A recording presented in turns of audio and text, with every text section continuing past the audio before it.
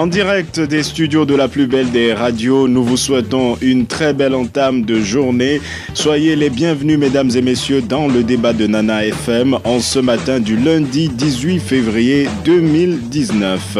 La coalition des 14, si la presse en parle ces derniers jours, c'est en général pour en relever la faiblesse au lendemain de la redistribution des cartes le 20 décembre dernier et le courrier du quart tombé dans le domaine public ainsi que les reports successifs du désormais fameux conclave ne sont pas venus arranger les choses.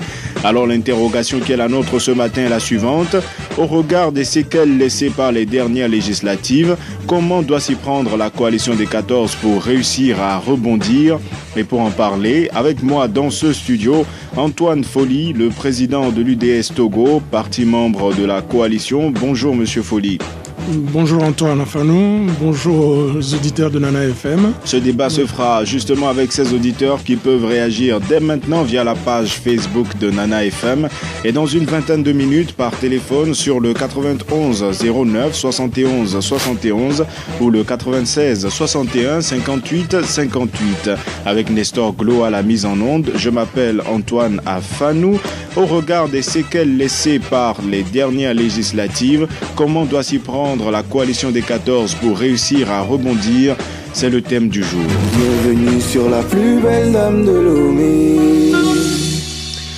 Avant d'y aller, Antoine Folly, je partage avec vous quelques titres de journaux parus la semaine dernière. L'heure de vérité, c'est ce qu'écrit Nouvelle Opinion en ce qui concerne la coalition des 14, parce que les dissensions sont révélées au grand jour, renchérit Dunia Le Monde. Une union de façade qui a fini par montrer son vrai visage, écrit le Matin Libéré. Certains journaux parlent même d'une C14 déboussolée qui sera en train de se chercher. Alors je vous demande, quelle est aujourd'hui la réalité au sein de la coalition des 14?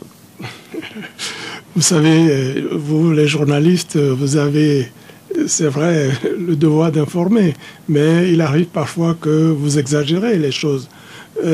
Non, je ne vais pas avoir la langue de bois. Dire que tout se passe bien à la coalition, bon, ce serait vous mentir. Mais, comme j'ai l'habitude de le dire, nous sommes 14. Nous sommes 14 partis politiques qui avons décidé de cheminer ensemble vers un objectif que l'on s'était fixé il y a à peu près 18 mois. Bon, donc, quand on est 14 partis politiques, vous savez, même des jumeaux arrivent à se bagarrent. Hein. Donc, lorsqu'on est 14 partis politiques, il est normal que de temps en temps, il apparaisse des dissensions. Mais je tiens quand même à faire observer que jusqu'à présent, et c'est la première fois qu'une coalition politique s'est formée au Togo et a duré aussi longtemps, Quand j'ai participé au nom de l'UDS à pratiquement toutes les coalitions qu'il y a eu depuis le début des années 90, et je puis vous dire que c'est la première fois qu'une coalition, malgré tous les problèmes qu'il y a eu, et il y en a. Et ça, vos militants le reconnaissent, le fait que vous ayez réussi à rester ensemble. Voilà, et ça, les problèmes, il y en a, et il y en aura toujours. Mais ce qui est important, ce n'est pas le fait qu'il y ait des problèmes, c'est notre capacité à surmonter ces problèmes. Et je crois que nous prenons le chemin de faire ce qu'il faut pour surmonter ces problèmes. Il y en a, il ne faut pas se le cacher. Voilà. Alors, ce conclave, cela fait des semaines pratiquement qu'on en parle. Qu'est-ce qui coince? Non, vous savez, bon, les gens parlent de conclave, c'est vrai que sur la terminologie, il y a aussi un débat. Bon, vous savez, en réalité, ce qui compte, c'est le contenu de ce que nous voulons faire. Conclave, ou appelez-le comme vous voulez, mais ce que je voudrais dire aux Togolais, c'est que la coalition ne se réunit pas en conclave pour élire un pape. Donc, bien sûr, voilà. Vous à la coalition, comment est-ce que vous l'appelez cette réunion? Même si on sait que le terme conclave peut aller à d'autres assemblées délibérantes également. Tout à fait. Non, il s'agit surtout de retrouvailles, de réunions, de réflexion sur le chemin que nous avons parcouru pendant 18 mois pendant 1 an et demi, de mener des réflexions également sur les analyses que nous faisons des actes que nous avons posés. Faire une sorte de bilan.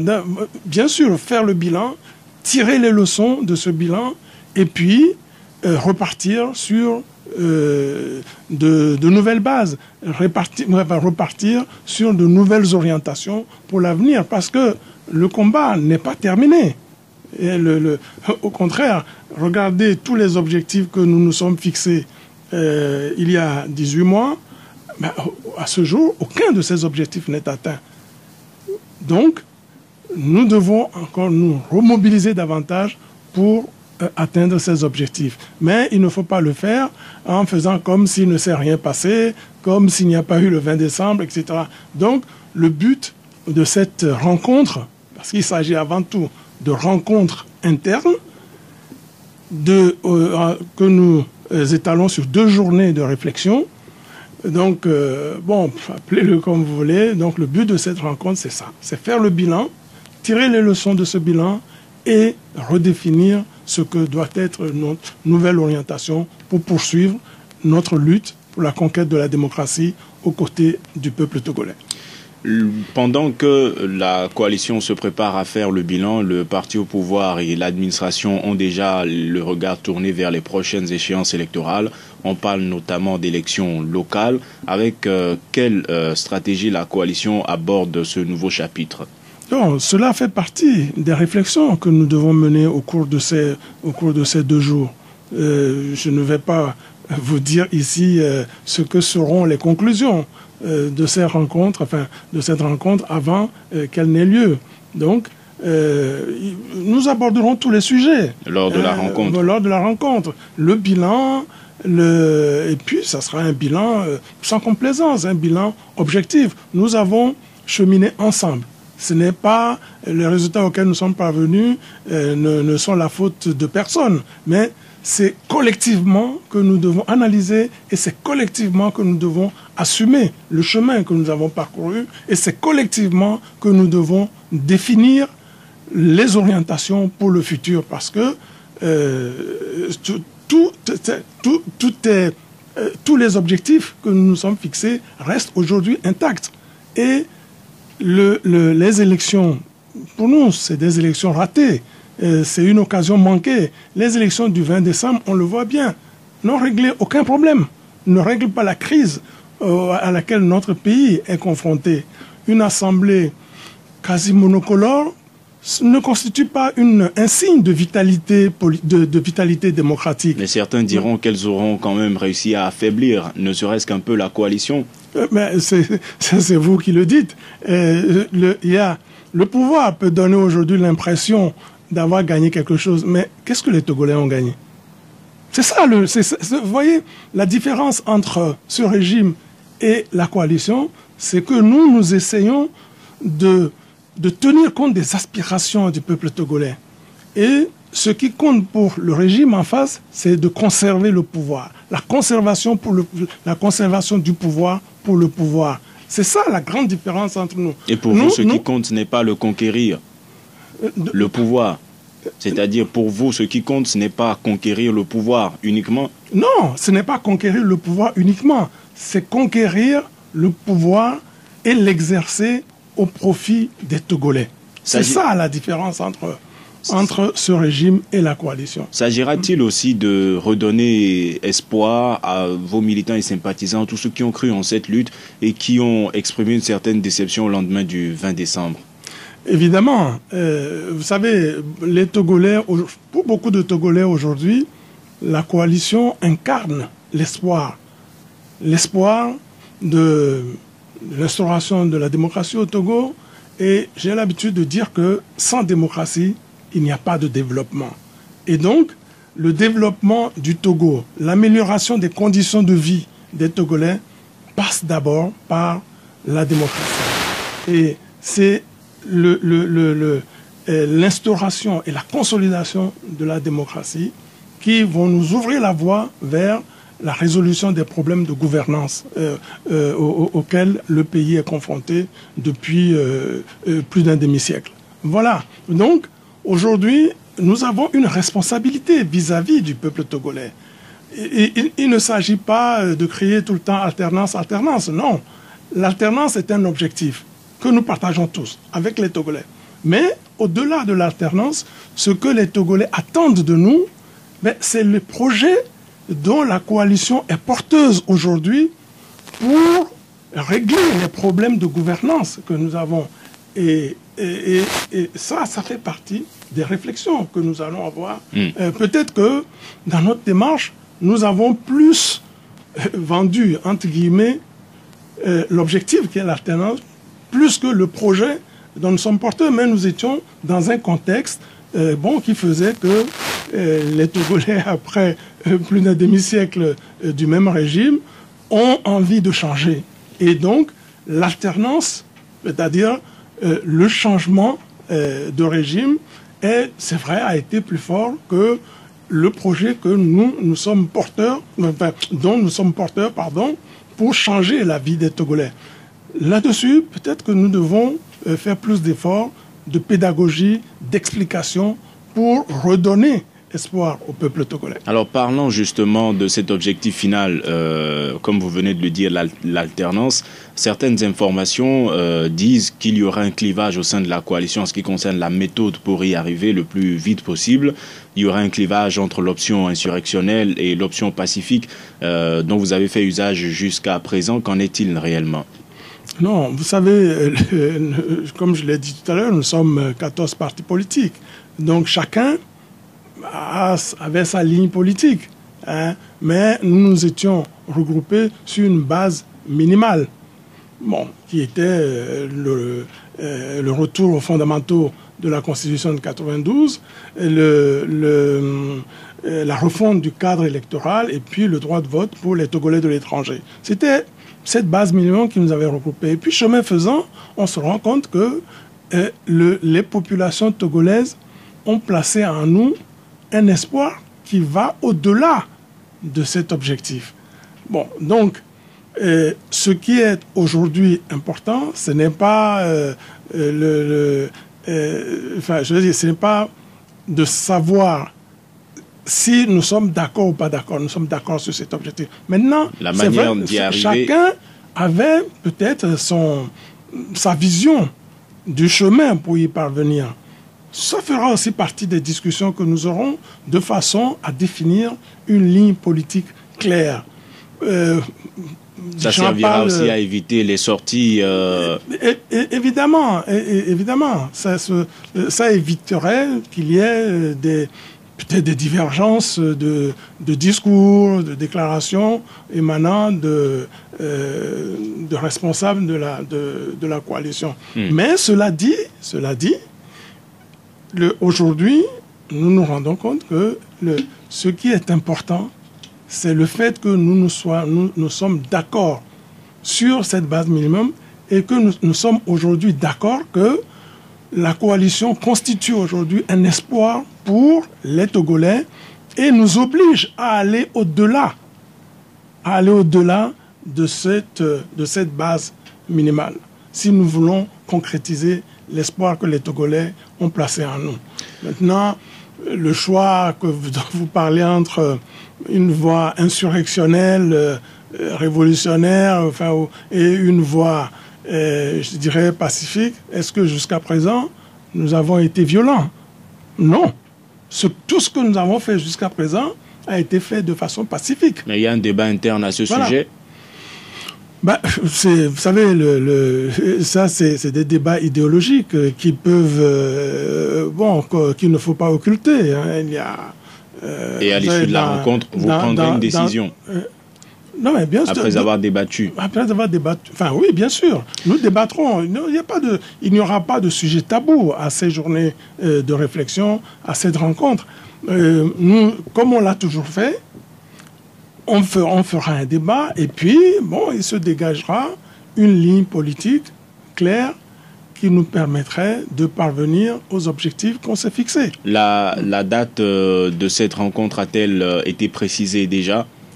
Il y a une esquisse de date, mais je pense que la confirmation se fera probablement dans la journée ou demain matin. En tout cas, ce qui est sûr, c'est que tout le monde est d'accord aujourd'hui pour que cette rencontre ait lieu et elle aura lieu. Pour vous qui avez tant souhaité le report des législatives du 20 décembre dernier, au Nigeria ce week-end, il y a eu un report à la dernière minute de l'élection présidentielle. Vous nous direz dans quelques instants ce que cela vous inspire. Le temps de commencer par prendre des auditeurs en ligne sur le 91 09 71 71 ou le 96 61 58 58. Premier auditeur en ligne, allô? Allô? Oui, bonjour. Oui, bonjour. Vous vous appelez comment? Max. Max Dadido Gomé, comment allez-vous? Ça va? Allez-y, nous vous écoutons. Monsieur Antoine Foli, bonjour. Bonjour Max, vous allez bien? Oui, ça va, merci.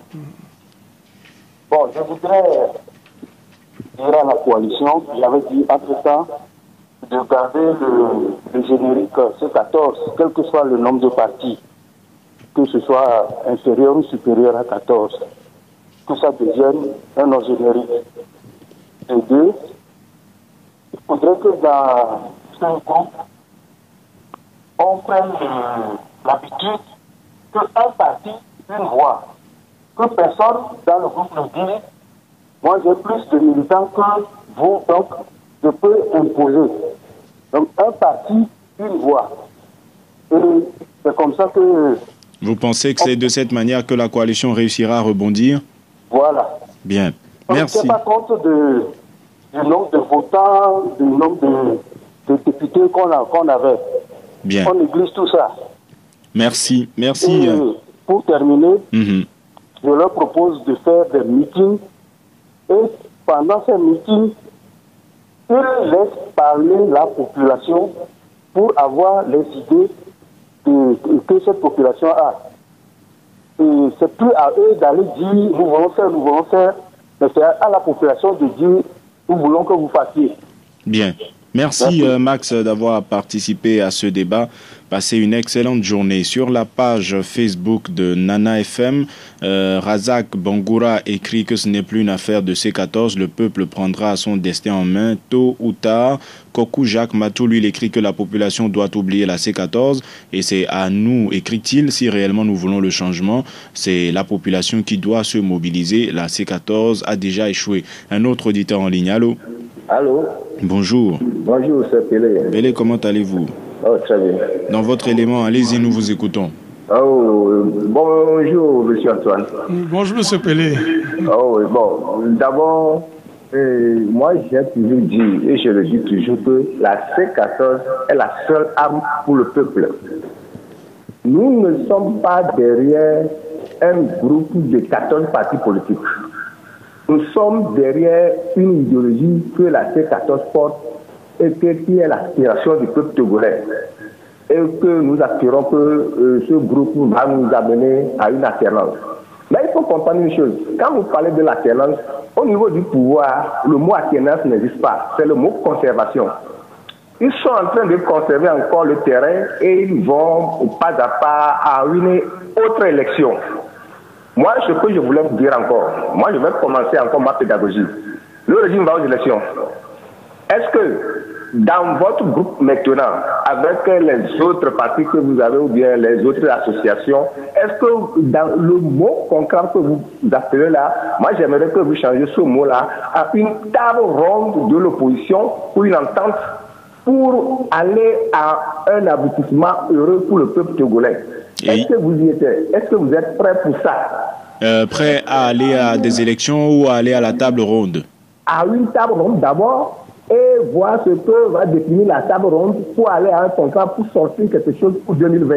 Bien. Merci Pelé d'avoir participé au débat. Passez une bonne journée. Francis Fouadé sur la page Facebook de Nana FM, un peu dans la même logique, écrit que la C14 doit savoir qu'elle a perdu une bataille mais pas la guerre. Il faut aussi qu'elle aide les gens à l'Assemblée à opérer vite les réformes pour qu'elle soit prête pour les élections locales. Encore un auditeur en ligne et M. Foli réagira à l'ensemble. Allô? Allô? Bonjour M. Maglo, comment allez-vous? Bonjour. Allez-y, nous vous écoutons d'Agoué. Moi, ça me gêne ceci, de dire que c'est une élection normale passé là, les législatives, moi je les appelle un hold-up électoral comme on en a toujours connu au Togo. Alors la question est de savoir comment est-ce que la coalition doit s'y prendre pour réussir à rebondir. Oui, malheureusement on a réussi à nous faire croire que c'est une élection normale. Et tout se passe comme vous avez un frère qui est allé voler de la chèvre. Vous êtes obligé de manger la sauce, comme on le dit chez nous. C'est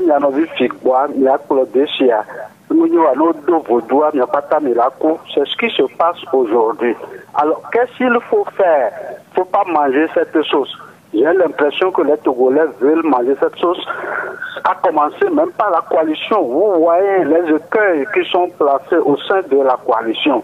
Des gens qui font des déclarations tapageuses, ceux-là qui veulent sortir. Donc à partir, moi, la stratégie, ce que je demande à cette coalition, c'est de rester d'abord soudés. Ne pas écouter ce qu'on dit.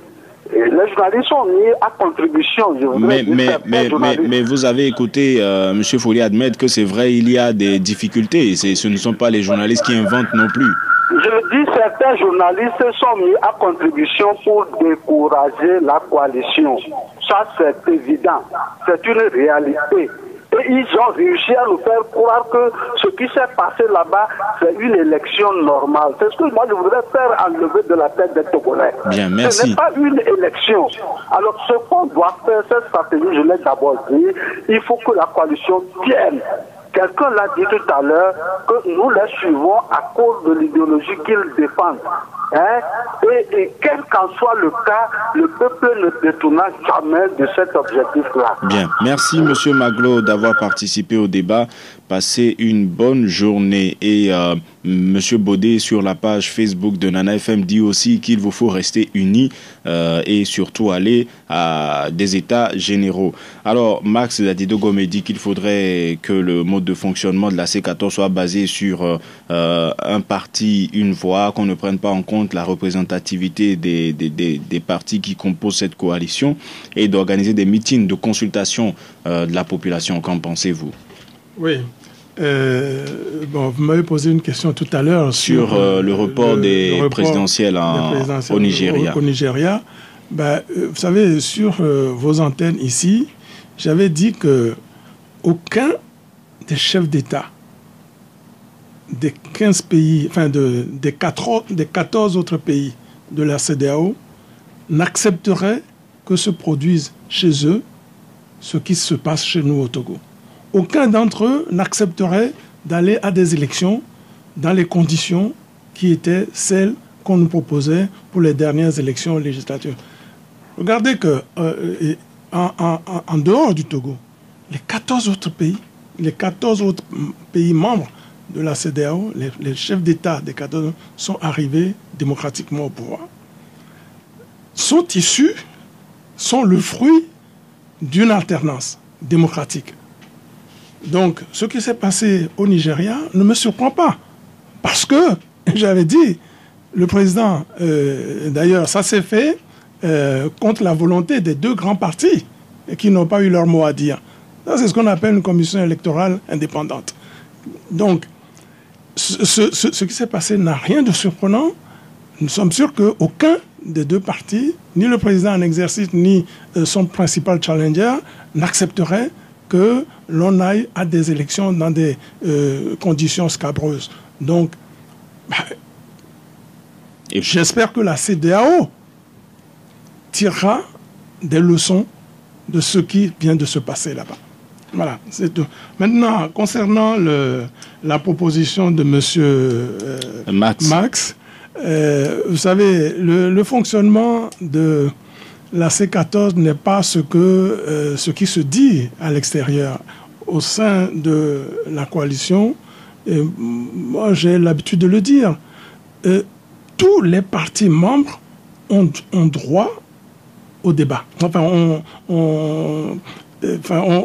les voix de chaque parti membre comptent dans le débat. Il n'y a pas, lorsqu'on fait un débat, on ne tient pas compte du poids politique ou de la représentativité de chaque parti. C'est déjà ça. Voilà. Donc, c'est déjà ce qui se fait. Par contre, au sein de la coalition, nous ne votons pas. Nous essayons à chaque fois d'aller vers le consensus, le compromis. Parfois, c'est vrai, bon, ça ne correspond pas à ce que certains attendent, mais c'est le principe de fonctionnement que nous avons retenu pour faire en sorte que chacun se reconnaisse dans les décisions qui sont prises. Les meetings participatifs, nous les faisons déjà, nous en avons déjà fait. Mais nous ne pouvons pas aller vers les populations puisque nous sommes censés incarner leurs aspirations. Évidemment, quand nous allons vers eux, nous leur présentons nos projets, nous leur présentons notre vision des choses. Et maintenant, on leur laisse souvent le temps de réagir et nous tenons compte des observations qu'ils font et des réactions qu'ils opposent ou qu'ils opposent à notre présentation. Cela se fait déjà et bien entendu, en cette période, la période dont nous venons de sortir, c'est vrai, nous allons essayer d'accentuer cette pratique. Pelé pense que la C14 c'est une idéologie qu'ils suivent, un peu comme M. Maglo aussi, et il dit qu'il faut une table ronde pour anticiper en même temps sur les prochaines échéances électorales, puisqu'il vous avait prévenu en ce qui concerne les législatives, il ne voudrait pas que vous tombiez dans le même piège. Non, bien sûr, c'est pour cela que nous organisons ces 2 journées de réflexion. Pour faire le bilan, tirer les leçons, définir de nouvelles orientations et puis pour reprendre notre combat aux côtés des Togolais. Alors, bien entendu, vous savez, nous avons au niveau de la coalition, nous avons adhéré à l'idée d'un vaste mouvement populaire qui serait comme une espèce de convergence des luttes entre les partis politiques, la société civile et les Togolais de l'étranger, c'est-à-dire les diasporas. Bon, cette idée suit son chemin, mais avant d'en arriver là, il faut qu'au niveau de la coalition, nous essayons de régler un certain nombre de choses, de faire en sorte qu'il y ait une harmonie, une cohérence au niveau de la coalition avant d'aller vers ce mouvement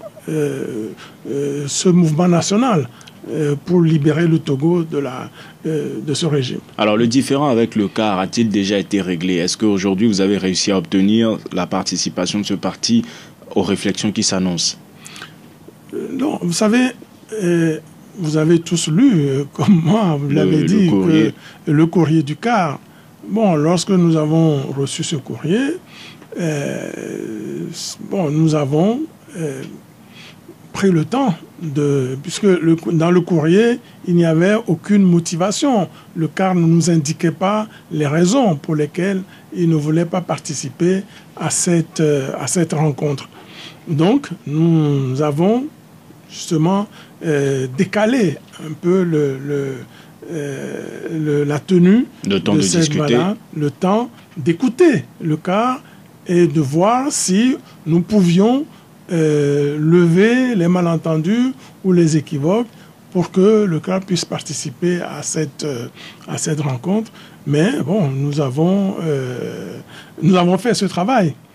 Bon, maintenant, il appartient au CAR de dire s'il a été convaincu par les explications données par les autres membres de la coalition aux questions qu'il a soulevées. Donc ça veut dire qu'à ce jour, vous n'avez pas encore eu de retour formel de la part de ce parti? Non, mais bon, je crois qu'il vaut leur laisser le temps. Non, il vaut mieux leur poser la question. Moi, je ne vais pas répondre à leur place.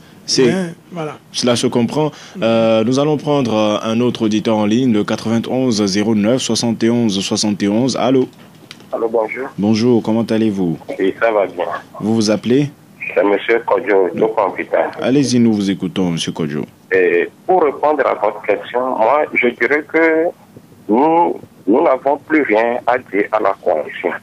Parce que avant l'élection du 20 décembre, nous avons acheté les crédits. Chaque fois, on appelle et on disait à la C14 de ne pas boycotter les élections.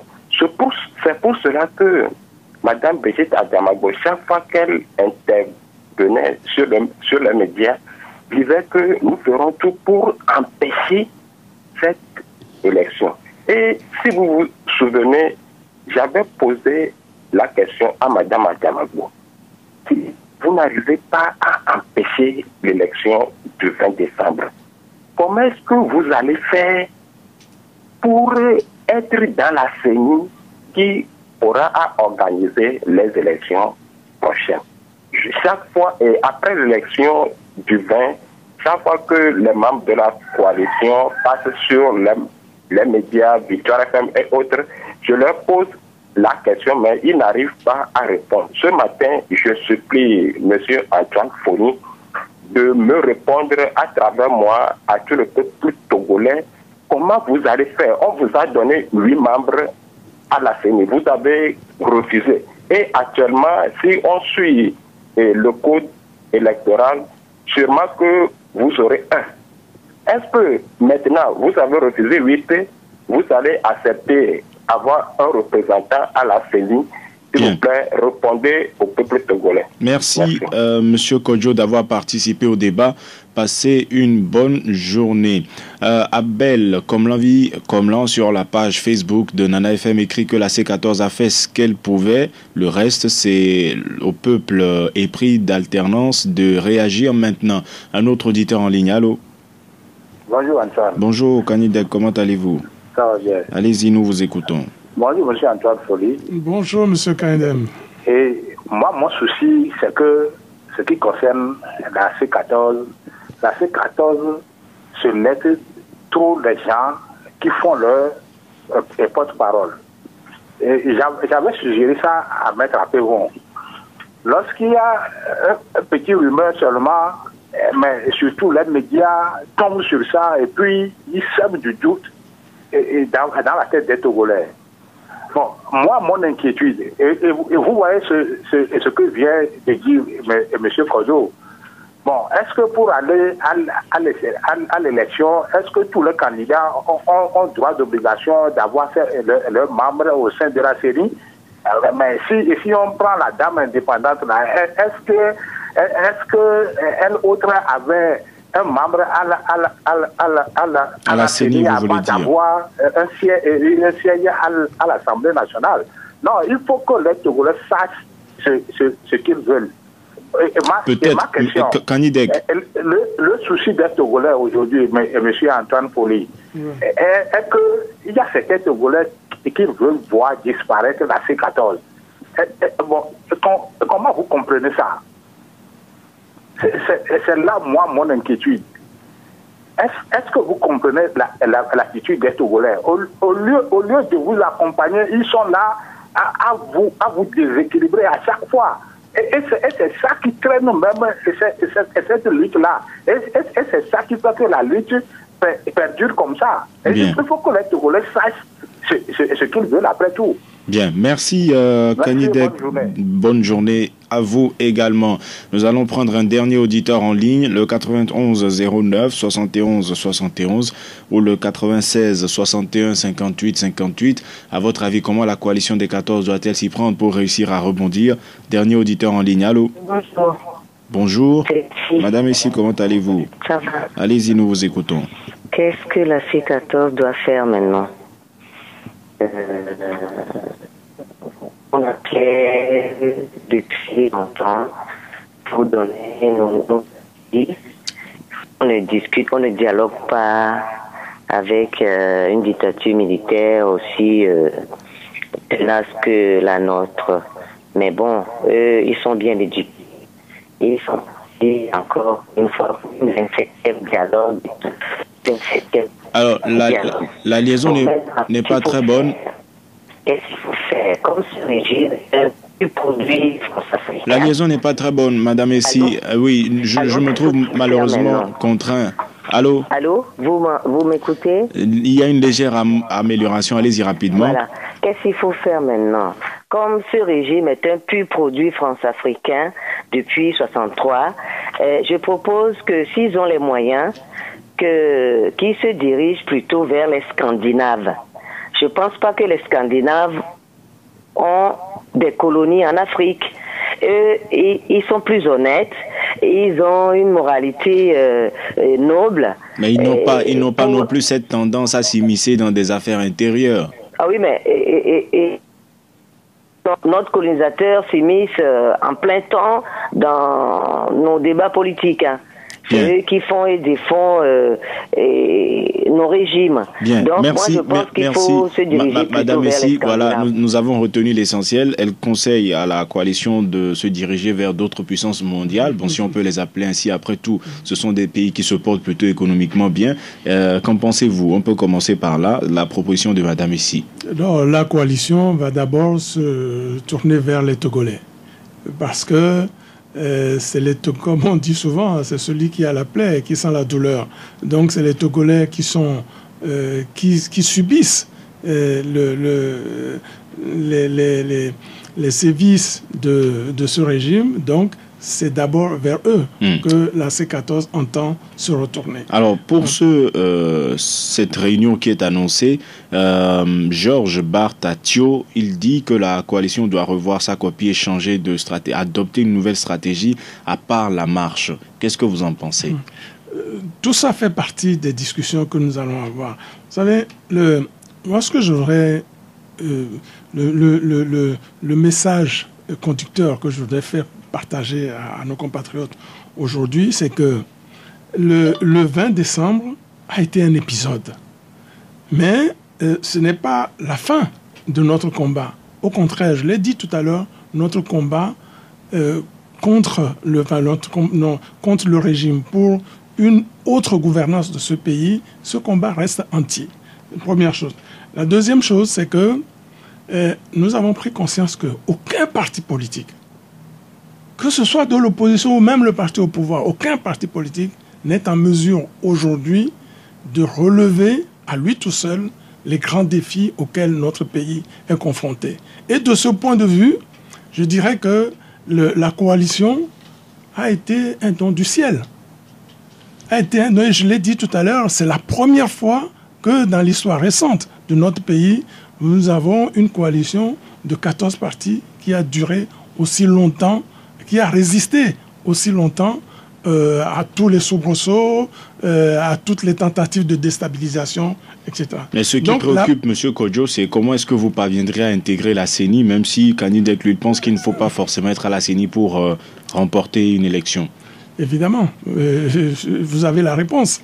Vous savez, quand nous avons fait le choix de tenir jusqu'au bout nous n'avons pas boycotté les élections. Nous avons exigé de meilleures conditions d'organisation de ces élections. Et nous avons dit que nous étions prêts à aller aux élections si les conditions d'organisation d'élections transparentes étaient acquises.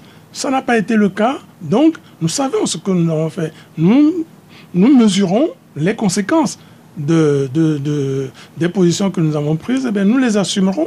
Mais il y a contradiction, notamment sur le cas de la CENI. Cette affaire avait traîné des semaines juste pour recomposer la CENI. Si aujourd'hui il est dit qu'il ne faut forcément pas être à la CENI pour remporter une élection, les Togolais pourraient ne pas comprendre. Non, ce n'est pas nous qui le disons. C'est votre auditeur qui l'a dit. Voilà. Alors, Kanidek, il dit qu'il faudrait avoir un porte-parole au sein de la coalition. Mais ce que je veux dire, le fait d'être à la CENI ne garantit pas la victoire non plus. Parce que, vous savez, l'opposition a été à la CENI jusqu'à présent.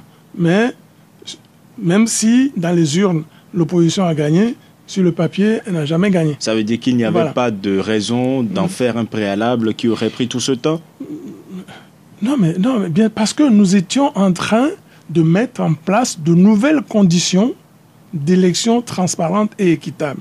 Et une CENI paritaire réellement indépendante faisait partie de ces conditions-là. Alors, est-ce que vous irez à la CENI avec un seul siège tel que vous pourriez l'avoir? C'est ce que demande M. Kodjo. Si vous avez refusé les 8, c'est ce qu'il dit en tout cas, est-ce que vous accepterez un siège? Non, mais le problème, la question n'est pas là. La question est d'avoir une structure de supervision et d'organisation des élections qui soit crédible et qui travaille indépendamment du pouvoir. C'est ça qui est important. Alors, nous sommes presque à la fin et Khalidek dit aussi que certains Togolais aimeraient voir disparaître la C14 alors qu'ils sont pour l'alternance aussi. Il faudrait à un moment donné qu'ils sachent ce qu'ils veulent. Est-ce peut-être parce que certains considèrent que la C14 n'a plus aujourd'hui les moyens d'atteindre les objectifs qui sont les leurs? Non, ce n'est pas... Non, vous savez, tout le monde sait que tout est fait pour détruire la C14. Et ça ne date pas d'aujourd'hui. Depuis les débuts de la C14, on disait, oh, de toute façon, ils ne vont pas tenir 3 mois, au bout de 6 mois, ça va casser, etc. Et puis, nous sommes encore là. Malgré tout ce qui se fait, aussi bien par le pouvoir que par d'autres mains invisibles, pour discréditer et casser la coalition, nous sommes encore là. Votre mot de la fin? Et voilà. Ce que moi, je voudrais dire aux Togolais aujourd'hui, c'est de continuer à faire confiance à la coalition. Aujourd'hui, face à ce pouvoir, seule la coalition est capable de porter les aspirations des Togolais. Donc, nous ne disons pas que tout ce que nous avons fait est bien. Nous ne disons pas que nous sommes des saints. Nous ne disons pas que tout ce qu'on a fait est parfait.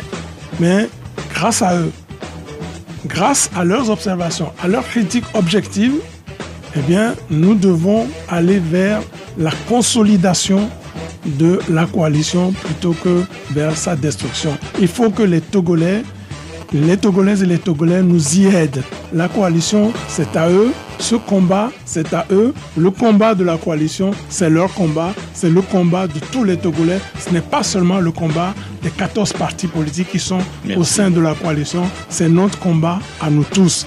Et il faut que les Togolais y croient. C'est vrai qu'on on traverse des moments difficiles, mais c'est inhérent au combat politique. Merci. Au bout, il y aura la victoire. Merci Antoine Folly d'avoir accepté notre invitation. Je rappelle que vous êtes le président de l'UDS Togo, parti membre de la coalition. Ce débat ici s'achève. Merci à vous auditeurs de l'avoir suivi. Nestor Glo était à la mise en onde. Je m'appelle Antoine Afanou et nous vous donnons rendez-vous demain matin dès 7h15 pour un nouveau débat. Très bonne journée à vous.